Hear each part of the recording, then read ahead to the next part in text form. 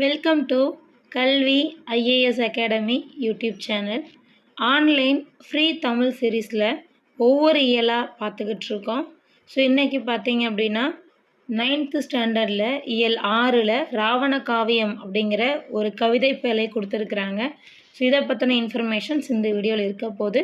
So இதுக்கு முன்னாடி பார்த்தீங்க அப்படின்னா 6th 7th 8th 10th எல்லாமே கம்ப்ளீட் பண்ணியாச்சு. கல்வி ஐஏஎஸ் அகாடமியுடைய பிளேலிஸ்ட்டில் இருக்கும். இலக்கணத்துக்குன்னே தனியாக ஒரு பிளேலிஸ்ட்டுமே இருக்குது. உங்களுக்கு அது தேவைப்பட்டுச்சுன்னா ஒரு குயிக் ரிவிஷனுக்காக யூஸ் பண்ணிக்கிறணும்னு நினச்சிங்கன்னா அது நீங்கள் செக் அவுட் பண்ணி பார்க்கலாம். ஒவ்வொரு வீடியோலையுமே எக்ஸ்ட்ரா இன்ஃபர்மேஷன்ஸும் இருக்குது. ஸோ இன்றைக்கான கிளாஸ் பார்க்கலாம்.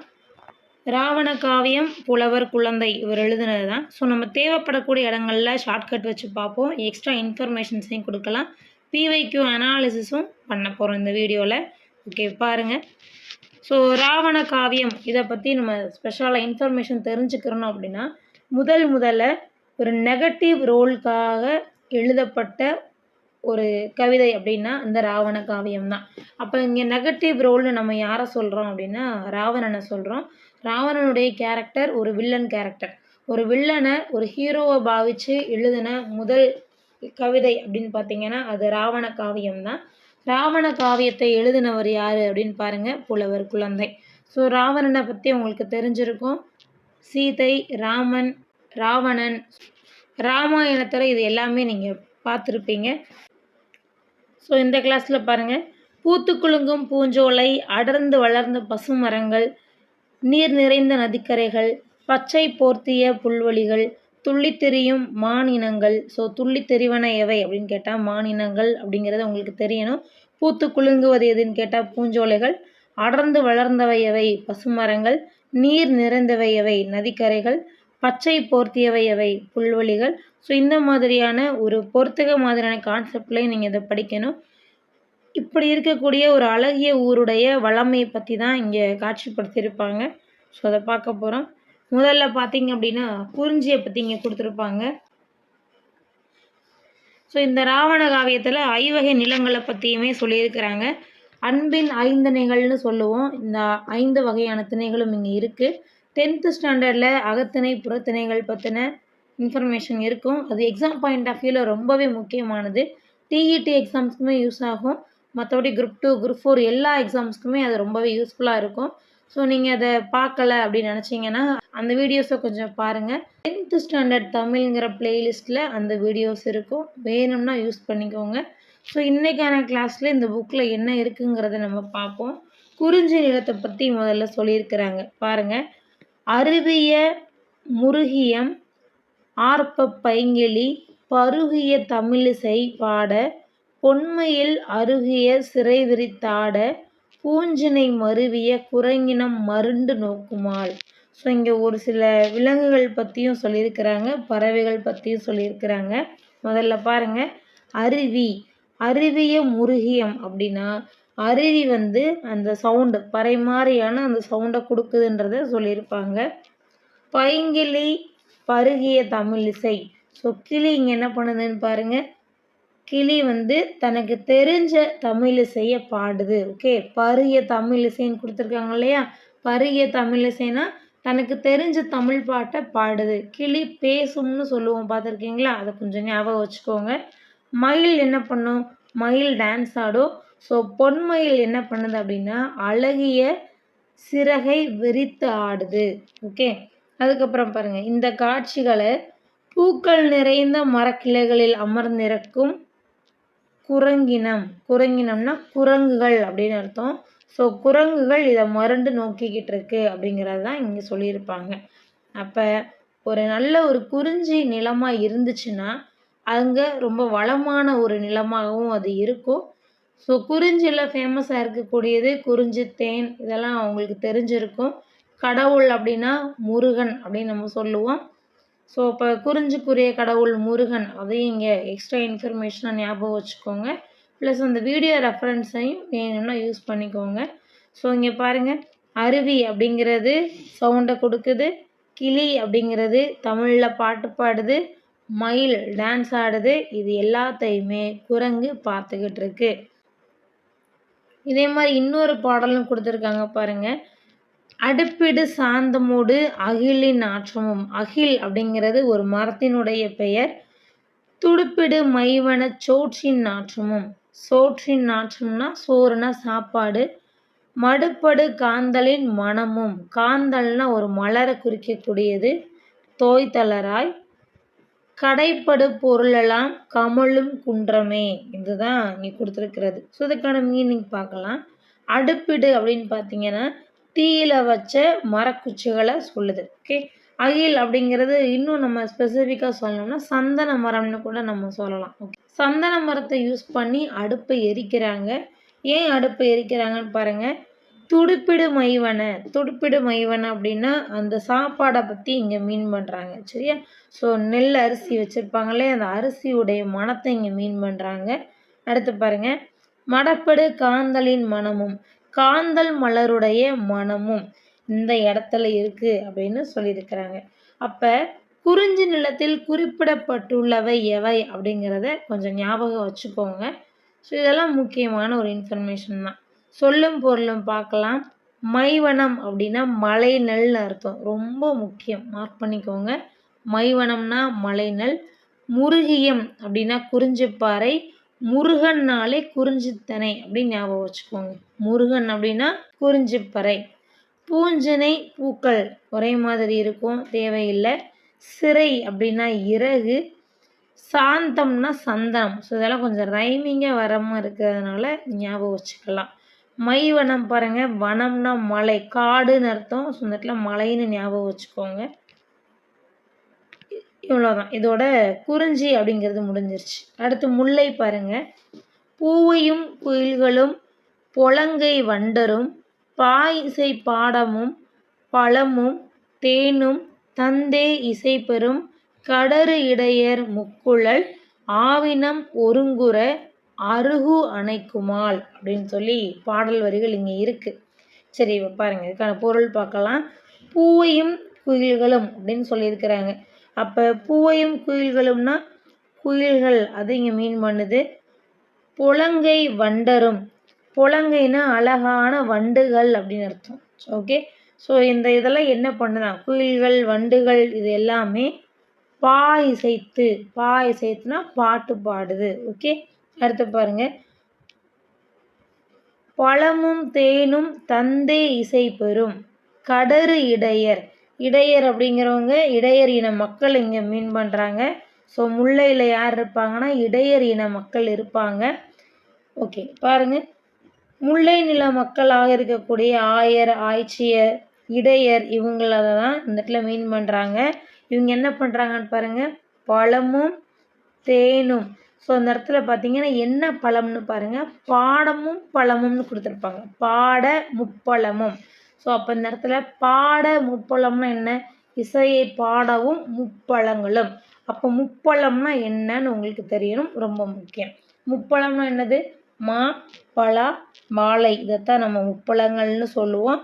இந்த முக்கனிகளையும் தேனையும் சேர்த்து கொடுக்கிறதா இங்கே சொல்லியிருப்பாங்க. ஓகே. அடுத்து பாருங்க. முக்குழல், அதே மாதிரி முக்குழல் இங்கே இருக்குது. ஆவினம்னா பசுக்கூட்டங்கள், ஆணிரைகள்னு அர்த்தம். ஒருங்குற அரகு அணைக்குமால். ஸோ ஒருங்குற அணைக்குமால்னா எல்லாம் ஒன்றா சேர்ந்துருக்கு அப்படின்னு அர்த்தம். இதுதான் முல்லை நிலத்திற்குரிய பொருள். முல்லை நிலத்தை பற்றி நம்மளால் புரிஞ்சிக்க முடியும். அடுத்து பாருங்கள். முதிரையும் சாமியும் வரகும் மொய்மணி குதிரை வாளியும் களம் குவித்து குன்றியன பொதுவர்கள் பொலி உற போர் அடித்திடும் அதிர்குரல் கேட்டு உலை அஞ்சி ஓடுமே. ஓகே பார்க்கலாம், என்னன்னு பார்க்கலாம். இப்போ இங்கே பாருங்கள். முதிரை, சாமை, வரகுனா கேழ்வரகு, இது எல்லாமே ப்ளஸ் குதிரைவாளி. குதிரைவாளிங்கிறது அரிசியோட பெயர். ஸோ இது எல்லாமே முல்லை மக்கள் என்ன பண்ணுறாங்கன்னு பாருங்கள். பொலி உற போர் அடித்து. போர் அடித்துனா அந்த அரிசியை வந்து களத்து மேட்டில் வச்சு அடிப்பாங்க இல்லையா, பதர் நீக்கி அரிசி எடுப்பாங்க இல்லையா, அந்த ஒரு கான்செப்ட்டு. அவங்க அடிக்கிற ஓசையை கேட்டு உலை அஞ்சு ஓடுமேன்னு சொல்லியிருக்கிறாங்க. ஸோ உலை அப்படின்னா என்னன்னு பாருங்கள். உலைங்கிறது ஒரு வகையான மான் கூட்டம். சொல்லும் பொருளும் கூட கொடுத்துருக்காங்க பார்த்தீங்களா. உலைனா என்னது, உலைனா ஒரு வகையான மான் கூட்டம். குறிஞ்சி நிலத்தில் குரங்குகள் அஞ்சுறதா சொல்லியிருப்பாங்க. முல்லை நிலத்தில் மான்கள் அஞ்சு ஓடுறதா சொல்லியிருப்பாங்க. இதை கொஞ்சம் கம்பேர் பண்ணி படிச்சிங்கன்னா மறக்காமல் இருக்கும். சொல்லும் பொருளும் பார்க்கலாம். பூவை அப்படிங்கிறது என்னன்னு பாருங்கள். நாகனவாய் பறவை. பூவை அப்படின்னா ஒரு பறவையுடைய பெயர். என்ன பறவை? நாகனவாய் பறவை. பொலம்னா அழகுன்னு அர்த்தம். அழகு. பொலம்னா அழகு.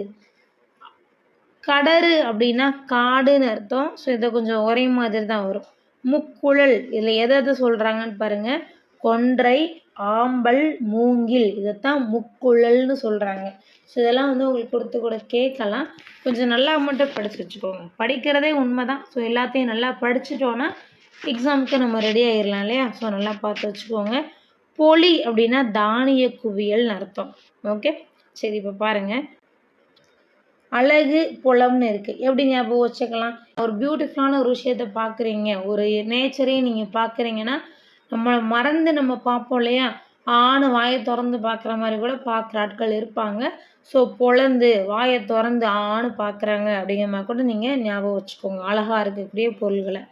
கடறுனா காடுங்கிற மாதிரி நீங்கள் ஞாபகம் வச்சுக்கலாம். அது ஈஸியாக தான் இருக்குது. பொலி அப்படின்னா தானிய குவியல்.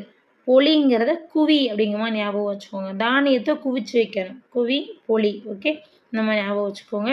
உலைனா ஒரு வகையான மான். ஓகே, உலைமான் அப்படின்ற மாதிரி ஞாபகம் வச்சுக்கோங்க. பூவுக்குள்ளே பாம்பு இருக்கிறதா சொல்லுவாங்க. நீங்கள் நாகப்பாம்புங்கிற மாதிரி கூட ஞாபகம் வச்சுக்கோங்க. பூவைனா நாகனவாய் பறவை. ஓகே, அடுத்ததாக பார்க்கலாம். பாலை நிலம் பாருங்கள். பாலை நிலத்தை பற்றி என்ன சொல்கிறாங்கன்னு பார்க்கலாம். மன்னிய முதுவெயில். ஸோ பாலை நிலத்தோட குவாலிட்டியே அந்த வெயில் தான். பாலையில் அதிக அளவு வெயில் இருக்கும்.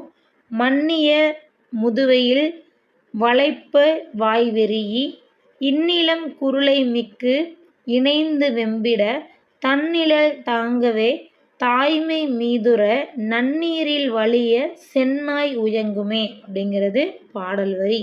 ஸோ பாடலுக்கான பொருள் பார்க்கலாம். மன்னிய முதுவையில் வளைப்ப வாய்வெறியி அப்படின்னா கொடிய பாலை நிலத்தில் வெப்பத்தை தாங்க முடியாத அளவுக்கு என்ன இருக்குது அப்படின்னு பாருங்கள். வாய்வெறியினா சோர்வால் வாய் குளறுதல்னு அர்த்தம். குருளை அப்படின்னா குட்டின்னு அர்த்தம். கொடுத்துருக்காங்க பார்த்தீங்களா? குருளைனா குட்டி. இணைந்து, இணைந்துன்னு என்ன அர்த்தம்? துன்புறுதல்னு அர்த்தம். உயங்குதல்னா வருந்துதல்னு அர்த்தம். நாய் உயங்குமே. உயங்குமேனா வருந்துமேங்கிறது அந்த இடத்துல சொல்லியிருப்பாங்க. படிக்கூரை அப்படின்னா படிக்கூரைனா நிலத்தில் விழ. கோடுனா கொம்புன்னு அர்த்தம். கோடுனா கொம்புன்னு அர்த்தம். ஓகே, ஸோ அவ்வளோதான். இப்போ இதுக்கு மீனிங் என்ன அப்படின்னு பார்த்தீங்கன்னா, இந்த செந்நாய் குட்டி என்ன பண்ணுது? பாலை நிலத்தில் வெயிலுடைய வெப்பம் தாங்க முடியாமல் அந்த நாக்கெல்லாம் வந்து அதோட வாய் வந்து குளர்ற மாதிரி அது இருக்குது. இதனை கண்டு அதோடைய தாய்க்குட்டி ரொம்ப வருந்துதான். குட்டி இளைப்பாடுறதுக்கு எங்கேயுமே மரம் இல்லையே. பாருங்கள். ஸோ இங்கே தாய்மை அப்படிங்கிற அந்த வார்த்தையை பாருங்கள். அதோடைய தாய் வந்து தாங்க முடியாமல் கவலைப்படுது. தன் நிழல், அதுக்கு நிழல் இல்லையேன்னு சொல்லி ரொம்ப வருந்தது. எனவே கடும் வெயிலில் தான் துன்புற்று நின்று தனது நிழலின் குட்டியை இளைப்பாற செய்கிறது. ஸோ அதுக்காக அந்த தாய்மை அப்படிங்கிற விஷயம் ரொம்ப புனிதமான ஒன்று. அதனால் அவங்க அம்மா என்ன பண்ணுறாங்கன்னா, அவங்க வெயில மறைச்சி நின்று அவங்களுடைய நிழலை அந்த நாய்க்குட்டிக்கு கொடுக்குறாங்க. பாலைங்கிறத நம்ம இந்த இடத்துல வந்து நம்ம ரொம்ப நெகட்டிவான ஆஸ்பெக்டில் பார்த்தாலும், பாலைனா ஏன்னா அதில் வந்து விளைவிக்க முடியாது. சுரமும் சுரம் சார்ந்த பகுதியும்னு சொல்லுவோம். வறண்ட பகுதின்னு சொல்லுவோம். வறண்ட பகுதியாக இருந்தாலும் அங்கே அந்த நாய்க்குட்டிக்கு கூட மனசில் ஈரம் இருக்குது அப்படிங்கிற ஒரு கான்ட்ரரியை நீங்கள் ஞாபகம் வச்சுக்கோங்க. மறக்கவே மறக்காது. அடுத்து பாருங்கள். கடிகமல் மராமலர கன்னி அம்சிரார் படிக்குறை எருது கோட்டு அன்ன பாலைக்காய் வெடிக்க விட்டு ஆடிட விரும்பி கோலினால் அடிக்கும் ஓசையின் பருந்து அஞ்சி ஓடுமே. ஸோ அப்போ ஒவ்வொரு நிலத்தில் ஒவ்வொன்று அஞ்சு ஓடுது.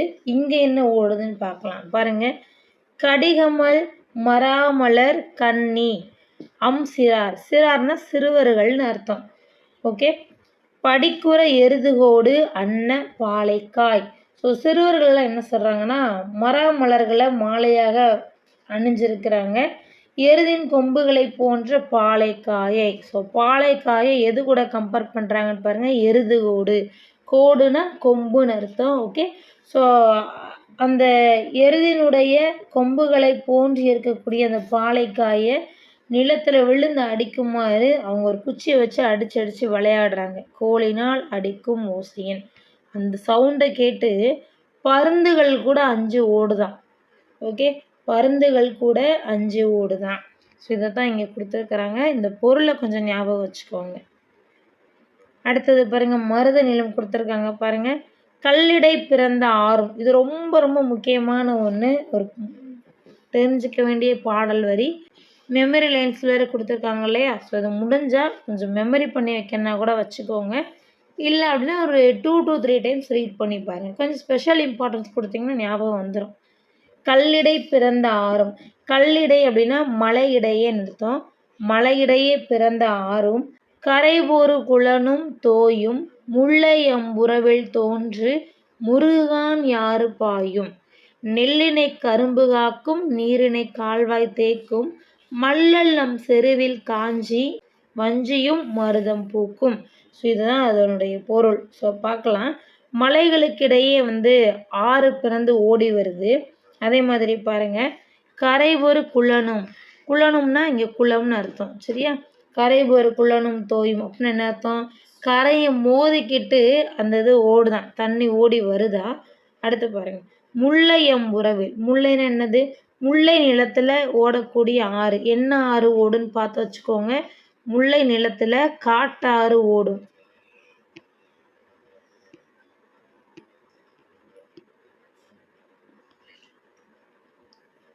ஓகே. முல்லை நிலத்தில் காட்டாறு ஓடும் அப்படிங்கிறத இங்கே சொல்லியிருப்பாங்க. முருகுகான் ஆறும் பாயும். முருகுகான் ஆறு அப்படிங்கிறத வேற இங்கே மென்ஷன் பண்ணியிருக்காங்க பாருங்கள்.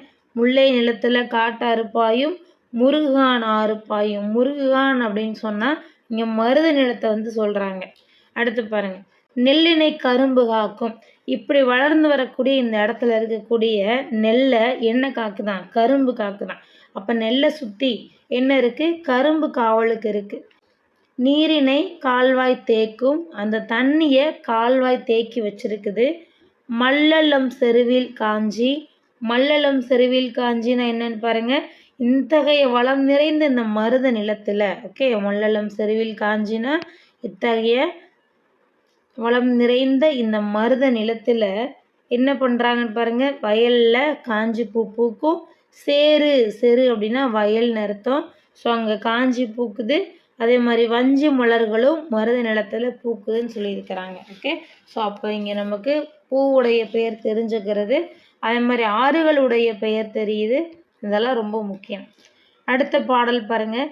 மறைமலர் குளத்தில் ஆடும் மயிர்தலை சிறுவர் நீண்ட பொறுகரி குறுத்து அளந்து பொம்மென கழிப்பர் ஓர்பால் குறைகளல் சிறுவர் போரில் குலுங்கியே தெங்கின் காயை புரைதப பறித்து காஞ்சி புனைநிழல் அருந்துவாரை அப்படின்னு கொடுத்துருக்குறாங்க. ஸோ பொருள் பார்க்கலாம். மறைமலர் குளத்தில் ஆடும். மறைமலர்னா தாமரை மலர்னு அர்த்தம். ஓகே. மறைமலர்னா தாமரை மலர்னு அர்த்தம். குளத்தில் ஆடும் மயிர்தலை சிறுவர் நீண்ட. ஸோ சிறுவர் நீண்ட அப்படின்னு கொடுத்துருக்காங்க பாருங்கள். என்ன அர்த்தம்? சிறுவர் நீராடுவாங்கன்னு அர்த்தம். பொறுகரி குறுத்து அளந்து. பொறுகரி குறுத்து. பொறுகரி குறுத்துங்கிறது யானையை மீன் பண்ணுது. ஸோ நீங்கள் கரி அப்படிங்கிற வார்த்தையை கருப்புன்ற மாதிரி ஞாபகம் வச்சுக்கோங்க. யானையுடைய கலர் கருப்புங்கிற மாதிரி ஞாபகம் வச்சுக்கிட்டிங்கன்னா இது ஞாபகம் வந்துடும். ஸோ இந்த யானையுடைய தந்தங்களை அளந்து பார்க்குறாங்க. அதன் அழகை கண்டு ரொம்ப சந்தோஷப்படுறாங்க. கழிப்புன்னு சொல்கிறாங்க பார்த்தீங்களா? பொம்மன கழிப்பர் அப்படின்னா ரொம்ப சந்தோஷப்படுறாங்க. அதே மாதிரி பாருங்கள், சிறுகளல் அணிந்த சிறார்கள் வைக்கோர் போர் குலுங்கும்படி அப்படின்னு சொல்லி ஒரு வார்த்தை இருக்குது. என்ன அர்த்தம்? குறைகளல் சிறுவர். குறைகளல் சிறுவர் அப்படின்னா யாரை மீன் பண்ணுறாங்கன்னு பாருங்கள். சிறுகளல்னு அர்த்தம். குறைகளல்னா சிறுகளல். சிறுகளல் அணிந்த சிறுவர்கள். சிறார்கள் அப்படின்னாலும் சிறுவர்கள்னாலும் ஒன்று தான். அவங்க என்ன பண்ணுறாங்களாம்? போரில் குலுங்கியே தெங்கனிக்காயை. போரில்னா இங்கே வக்கப்போருங்கிறத மீன் பண்ணுது. அங்கே குலுங்கிக்கிட்டு இருக்கக்கூடிய அந்த தென்னையுடைய காய். தென்னையுடைய காய்னா இளநீர் அப்படின்னு அர்த்தம். புரைதப பறித்து காஞ்சு புனை நிழல் அருந்துவாரே. ஸோ அதை எடுத்து இவங்க என்ன பண்ணுறாங்களாம்? இந்த காஞ்ச மரத்துடைய நிழலில் உட்காந்து அது குடிச்சிட்டு இருக்காங்க அப்படிங்கிறத இங்கே மீன் பண்ணியிருக்கிறாங்க. சொல்லும் பொருளும்ல கூட இருக்கு பாருங்க.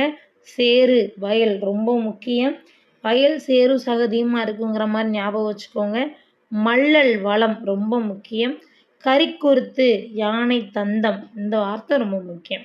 அதே மாதிரி இங்கே பார்த்தீங்க அப்படின்னா முருகுனா தேனை சொல்லியிருப்பாங்க. முருகர் குறிஞ்சி திணை. ஸோ குறிஞ்சியில் தேன் இருக்கும். அந்த மாதிரி கூட நீங்கள் ஞாபகம் வச்சுக்கலாம். ஸோ அடுத்ததாக நெய்தல் பற்றி கொடுத்துருக்குறாங்க. நெய்தலை பார்க்கலாம். இதான் லாஸ்ட் நிலம். பசிபட ஒருவன் வாட பார்த்து இனி இருக்கும் கீழ்மை முசிபட ஒழுகும் தூய முறையினை அறிவார் போல வசிபட முதுநீர் புக்கு மலையெனத் துவரை நன்னீர் கசிபட ஒளிமுகத்தோடு கரையினில் குவிப்பார் அம்மா அப்படின்னு சொல்லியிருக்கிறாங்க. என்ன அர்த்தம்? பசிபட ஒருவன் வாட, பசி துயரால் ஒருவர் துன்புறும் போது பசிபட ஒருவன் வாட, பார்த்து இனி இருக்கும் கீழ்மை, அப்படி பசிச்சுட்டு இருக்கிறவங்கள பார்த்து இருக்கிறாங்க அப்படின்னா அதை கீழ்மை அப்படின்னு சொல்லி இங்கே சொல்லியிருக்கிறாங்க. கீழ்மை. முசிபட ஒழுகும் தூய முறையினை அறிவார் போல. முசிபட அப்படின்னு என்ன அர்த்தம்? அவங்க துன்பத்தை கண்டு வருந்துறவங்கள மாதிரி. ஓகே. வசிபட, வசிபடன்னா வசிக்கும் இடம்னு அர்த்தம், வீடு. வசிபட முதுநீர் புக்கு மலையென துவரை நன்னீர். ஸோ அவங்க வசிக்கக்கூடிய இடம் மூழ்கிற அளவுக்கு கடல் அலை புகுந்து விட்டாலும் ஓகே. மலையென துவரை தண்ணீர். மலையென அப்படின்னா மலையளவு பவளங்களையும் நல் இயல்பு தோன்றும் ஒளிமுத்துக்களையும். ஸோ இங்கே பாருங்கள், கசிபட ஒளிமுத்துன்றக்கா, ஒளிமுத்துனா ஒளிமுத்துக்கள். கரையினிர் குவிப்பார் அம்மா. ஸோ அப்போ ஒன்ஸ் அகெயின் இதை மேல் உள்ளதை பாருங்கள்.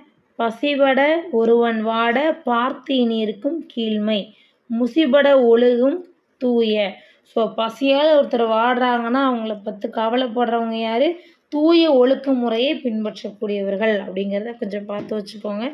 தென் லாஸ்ட் ஒன், வருமலை அளவில் காணல் மணலிடை உளவி காற்றில் சுரிகுழல் உலர்த்தும் தும்பி தொடர்மறை முகத்தர் தோற்றம் இருபெரு விசும்பிற் செல்லும் இளமை தீர் மதியம் தன்னை கருமுகில் தொடர்ந்து செல்லுங் காட்சி போல் தோன்றுமாதோ. ஸோ இதில் பாருங்கள், வருமலை அளவிற்காணல். வருமலை அளவில்னா வருகின்ற மலைன்னு அர்த்தம். வருமலை அளவிற்காணல், வருகின்ற மலை அலையை தடவி போகுது. மணலிடை உலவி, மணலிடைனா மணல் இருக்கக்கூடிய கடற்கரை, அந்த இடத்த உலவி காற்று அடிக்குது. சுரிகுழல் உலர்த்தும் தும்பி. சுரிகுழல் அப்படின்னா என்னன்னு பாருங்கள். தும்பி அப்படின்னா ஒரு வகை வண்டுன்னு அர்த்தம். தும்பி. தொடர்மறை முகத்தர் தோற்றம். ஸோ இதற்கான பொருள் பார்க்கலாம். தாமரை மலரையுத்த பெண்களின் முகத்தை நோக்கி இந்த மாதிரியான வண்டுகள் தொடர்ந்து போகுதுன்னு சொல்லியிருப்பாங்க. அடுத்தது பாருங்கள், இருபெரு விசும்பிற் செல்லும் இளமை தீர் மதியம் தன்னை கருமுகில் தொடர்ந்து செல்லும் காட்சி போல் தோன்றுமாதோ. அதே மாதிரி வானில் முழு நிலவை தொடர்ந்து செல்லும் கருமேகத்தின் காட்சி இருக்குதுன்னு சொல்லியிருக்காங்க. ஸோ அப்போ இந்த ரெண்டுலேயுமே கம்பேரிசன்கிற ஒரு விஷயம் வந்திருக்குது. என்ன கம்பேரிசன் அப்படின்னு சொன்னால், எப்படி இந்த தும்பியானது கரையை நெருங்கி வருகின்ற மலை போன்ற அலையினை தடவி கடற்கரை மணல்லையும் உலாவி காத்துல தன்னுடைய நீண்ட சிறகை உலர்த்தி தாமரை மலர் போன்ற முகத்தை உடைய இந்த பெண்களின் முகத்தை நோக்கி வருதான். அதே மாதிரி தான் வானத்திலையும் முழு நிலவை தொடர்ந்து செல்லும் கருமேகத்தின் காட்சி உள்ளதுன்னு சொல்லியிருப்பாங்க. அப்போ கருமேகத்தின் காட்சி எதற்கு உதாரணமாக சொல்லப்பட்டிருக்குன்னு பார்த்தீங்கன்னா, வண்டு, கருவண்டு, கருமேகம். தாமரை மலர் போன்ற பெண்ணின் முகம் எதற்கு ஒரு உதாரணமாக சொல்லப்படுதுன்னு கேட்டால், அது வானில் செல்லக்கூடிய முழு நிலவுக்கு உதாரணமாக சொல்லப்படுகிறது. இதை பார்த்து வச்சுக்கோங்க, முக்கியமான ஏரியா. ஸோ சொல்லும் பொருளும் இருக்குது. துவரைனா பவளம் பாருங்க. மறை தாமரை, தாங்குற எழுத்தை மட்டும் போடுங்க. விசும்புனா வானம்னு அர்த்தம். நிறைய தடவை கேட்ட பிவைக்கு கொஷின் இது. பாடலின் பொருள் நம்ம இவ்வளோ தெளிவாக பார்த்ததுனால இதை நீங்கள் செப்பரேட்டாக படிக்கணுங்கிற அவசியம் இல்லை. தெரிஞ்ச தெளிவாக கொடுத்துருக்குறாங்க பாருங்கள். ராவண காவியத்தை காலத்தின் விளைவு, ஆராய்ச்சியின் அறிகுறி, புரட்சி பொறி, உண்மையை உணர வைக்கும் உன்னத நூல் அப்படின்னு சொன்னது பேரறிஞர் அண்ணா. ஸோ அண்ணானாலே அங்கே ஒரு புரட்சி இருக்கும். அந்த புரட்சியினால் ஒரு விளைவு வரும். அந்த புரட்சி பல உண்மைகளை உணர வைக்கும் அப்படின்னு சொல்லி ஞாபகம் வச்சுக்கோங்க. அடுத்ததாக இலக்கண குறிப்பு பாருங்கள். பைங்கிளி. பைங்கிளி அப்படிங்கிறது இங்கே என்ன அப்படின்னா பண்புத்தொகை. பூவையும் குயில்களும் முதரையும் சாமையும் வரகும் உம்னு முடிஞ்சிச்சுன்னா அது எண்ணுமை. இந்நிலங்குருளை. இந்நிலம்னா இளம் குருளை அப்படின்னு அர்த்தம். ஸோ இது ஒரு பண்பு தான், பண்புத்தொகை. அதிர்குரல் 3 காலத்துக்கு வந்துச்சுன்னா அதை வினைன்னு சொல்லுவோம், வினைத்தொகை. மன்னிய அப்படின்ற விகுதியில் முடிஞ்சிச்சுன்னா அது பெயரச்சம். யாவை பிரிச்சிங்கன்னா ஈ கூட்டல் ஆ அப்படின்னு வரும். ஸோ ஆல முடிஞ்சிச்சுன்னா பெயரச்சம், ஊல முடிஞ்சிச்சுன்னா வினையச்சம். வெறி ஈ அப்படின்னா சொல்லிசை அளபடை. ஈல முடிஞ்சிச்சுனாலே மோஸ்ட்லி சொல்லிசை அளபடை தான். அதே மாதிரி கடிங்கிற அந்த வார்த்தை வந்துச்சுனாலே அது உரிச்சொற்றொடராக தான் இருக்கும், பார்த்தோன்னே போட்டுடலாம். மலர்கண்ணி அப்படின்னா 3ஆம் வேற்றுமை உருவும் பயனும் உடன் தக்க தொகை. உருவும் இங்கே இருக்கணும், பயனும் இருக்கணும், அந்த உருவினால் விளைந்த பயன் இருக்கணும். 3ஆம் வேற்றுமை உருவு பார்த்தீங்கன்னா ஆள் அப்படிங்கிறதான் 3ஆம் வேற்றுமை உருவு. இதை கொஞ்சம் ஞாபகம் வச்சுக்கோங்க. அடுத்ததாக எருத்துக்கோடு. எருத்துக்கோடு அப்படின்னா 6ஆம் வேற்றுமை தொகை. ஐ, ஆள், கு, இன், அது, கண் இதெல்லாம் வந்து வேற்றுமை உருபுகள். இதுக்கான தனியாக ஒரு வீடியோ நம்ம போட்டிருக்கோம். ஐங்கிறது 2ஆம் வேற்றுமை உருபு. அப்போ 6ஆம் வேற்றுமை உருபு அப்படின்னா அது அப்படிங்கிறதான் வேற்றுமை உருபு. ஸோ அந்த வேற்றுமை உருபு இது வந்ததுனால இது வேற்றுமை தொகைன்னு நம்ம சொல்லுவோம். ஒரு ஸோ கரைபொரு 2ஆம் வேற்றுமை தொகை. ஸோ அந்த வேற்றுமை உருபு கொஞ்சம் ஞாபகம் வச்சுக்கோங்க. ஓமைனா மறைமுகம், மறை போன்ற முகம் அப்படின்றதுனால இது ஓம உருவாக நம்ம சொல்லலாம்.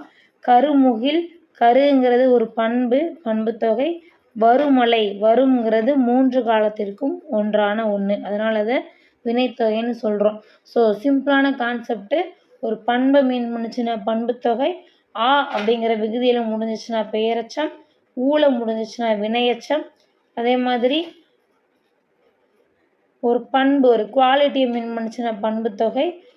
வேற்றுமை உருபுகளில் ஏதாவது ஒன்று வந்துச்சுன்னா அது வேற்றுமை தொகை. இதையெல்லாம் ஞாபகம் வச்சுக்கோங்க. தொகை நிலைத்தொடர், தொகை நிலைத்தொடருக்கு தனி வீடியோ இருக்குது, அதையும் பார்க்கணுன்னா பார்த்து வச்சுக்கோங்க. கோர்வை அப்படிங்கிறதுனா என்னன்னு பாருங்கள். கோ அப்படிங்கிறது ஒரு வேர்ச்சொல்னு சொல்கிறாங்க. அதனால தான் கோப்பு, கோவை, கோத்தல், கோத்தான், கோத்தாள் அப்படிங்கிறது எல்லாமே கொடுக்கப்பட்ட சரியான வார்த்தைகள் தான். எடுத்துக்காட்டு பாருங்கள். ஆசாரக்கோவை, ஊசியில் நூலை கோர்த்தான் அப்படிங்கிற மாதிரியான வார்த்தைகள் வருது. ஸோ கோ அப்படிங்கிறது ஒரு வேர்ச்சொல். வேர்ச்சொல்லை தழுவி தான் பிற சொற்கள் வரும். அடுத்ததாக நூல்வழி பார்க்கலாம். ராவண காவியத்தின் ஆசிரியர் யார் அப்படின்னு பார்த்தீங்கன்னா ஆல்ரெடி பார்த்தது தான், புலவர் குழந்தை அவர்கள். தென் ராவண காவியம் எந்த நூற்றாண்டு அப்படின்னு பார்த்தீங்கன்னா 20ஆம் நூற்றாண்டு. ஓகே. ராவணனுக்கு பொதுவாகவே 10 தலைகள் இருக்கும். இங்கே 20 ஞாபகம் வச்சுக்கோங்க. 20ஆம் நூற்றாண்டு. அதே மாதிரி இதில் பார்த்தீங்க அப்படின்னா 5 காண்டங்களாக பிரிச்சிருப்பாங்க. தமிழக காண்டம், இலங்கை காண்டம், விந்த காண்டம், பழிபுரி காண்டம், போர்க்காண்டம் அப்படின்னு சொல்லி 5 காண்டங்களாக பிரிச்சிருப்பாங்க. ஸோ தமிழகம், இலங்கை இங்கேருந்து தானே இலங்கையை நோக்கி ராவணன் வந்து சீதையை தூக்கிட்டு போயிருப்பாங்க. ஸோ தமிழகம், இலங்கை ஞாபகம் வந்துடும். விந்த காண்டம். ஸோ விந்த காண்டம்னா எப்படி ஞாபகம் வச்சுக்கலாம் அப்படின்னா, ராவணன் தூக்கிட்டு போகும்போது சீதையை ஒரு ஏரோப்ளைன் மாதிரி ஒரு வாகனத்தில் தூக்கிட்டு போயிருப்பார். அதை வச்சு ஏரோப்ளைன் வந்து அப்போவுமே வந்திருக்கா அப்படிங்கிற மாதிரியான கிரிட்டிசிசமாக நிறைய இருக்கும்.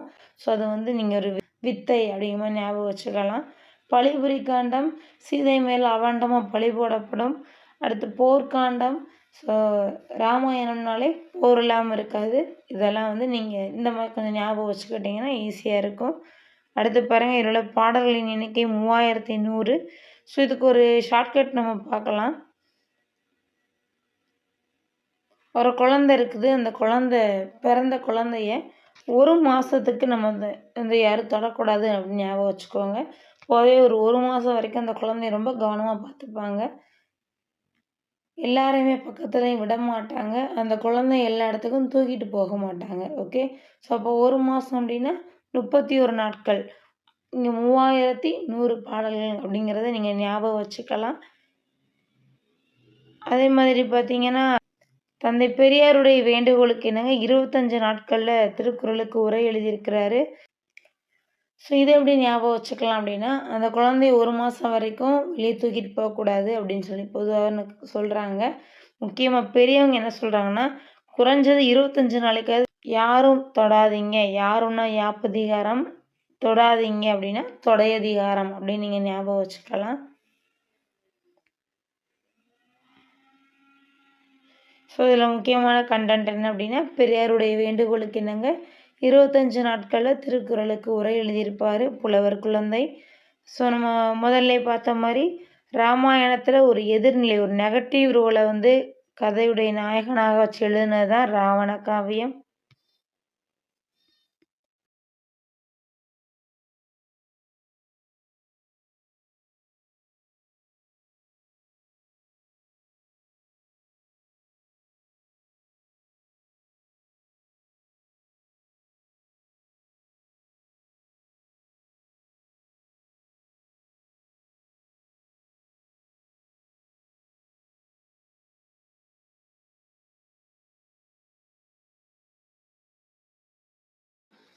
ஸோ இதோட ராவண காவியம் முடிஞ்சிடுச்சு. Thank you and thanks for வாட்சிங்.